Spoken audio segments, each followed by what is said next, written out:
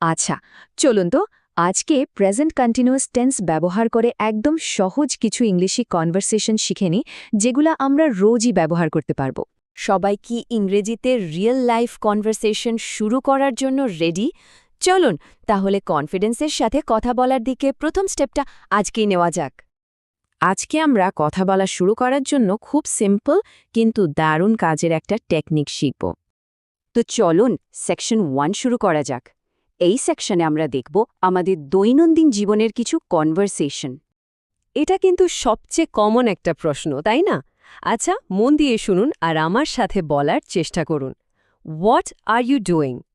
এর মানে হলো তুমি কি করছো। আর এর উত্তরটাও কিন্তু তেমনই সোজা।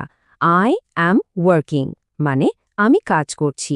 এই যে একটা প্রশ্ন আর তার উত্তর, এই সহজ প্যাটার্নটা খেয়াল করুন। আচ্ছা, এবার তাহলে ওয়্যার দিয়ে কিভাবে প্রশ্ন করতে হয় সেটা দেখা যাক। যেমন ধরুন, ওয়্যার আর ইউ গোয়িং, মানে হলো তুমি কোথায় যাচ্ছ। এর উত্তরে যে কোনো একটা জায়গার নাম বলতে পারেন। যেমন I am going to the office, মানে আমি অফিসে যাচ্ছি। ওকে, এবার আমরা চলে এসেছি আমাদের সেকশন 2তে। এখানে আমরা দেখব যে কিভাবে খুব সহজে ইয়েস বা নো দিয়ে উত্তর দিতে হয়। চলুন একটা সহজ হ্যাঁ-না প্রশ্নের উদাহরণ দেখি। Are you eating? এর মানে কি? এর মানে হলো তুমি কি খাচ্ছ। যদি উত্তরটা হ্যাঁ হয়, তাহলে সিম্পলি বলুন ইয়েস আই এম ইটিং, মানে হ্যাঁ আমি খাচ্ছি। আচ্ছা, ঠিক একই রকম আরেকটা প্রশ্ন দেখি। Are you coming? এর মানে হলো তুমি কি আসছো। এর উত্তরটাও কিন্তু খুব সহজ। ইয়েস আই এম কামিং, মানে হ্যাঁ আমি আসছি। একটা কথা মনে রাখতে হবে, এগুলো যতবার বলা হবে তত সহজ হয়ে যাবে। কিন্তু সবকিছুর উত্তর তো আর হ্যাঁ হয় না, তাই না?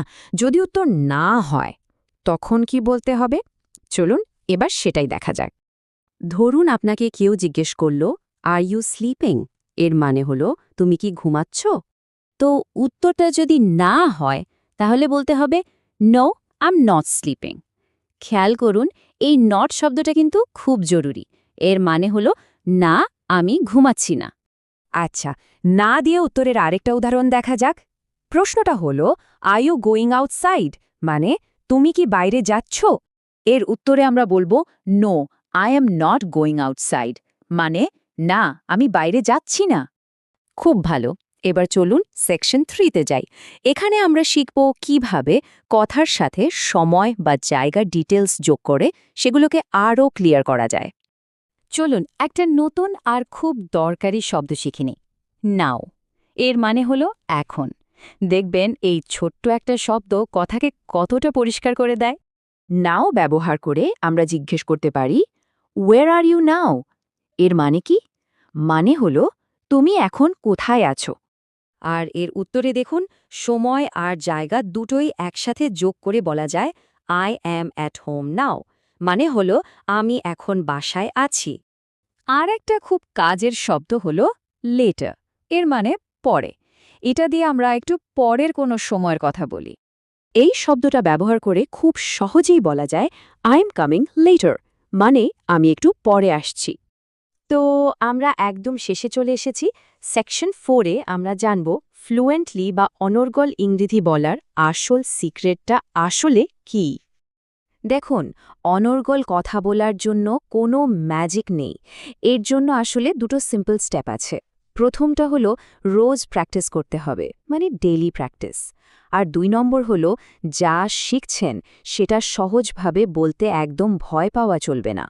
সবসময় মনে রাখবেন, এই যে ছোট ছোট কনভারসেশন, এগুলোই কিন্তু প্রতিদিন প্র্যাকটিস করতে করতে আপনাকে ইংরেজিতে অনেক সাবলীল করে তুলবে। প্রত্যেকটা কথা, প্রত্যেকটা চেষ্টা আপনাকে এক ধাপ করে এগিয়ে নিয়ে যাবে। তাহলে কি প্রথম কনভারসেশনটা আজই শুরু করা যাক, তাই না?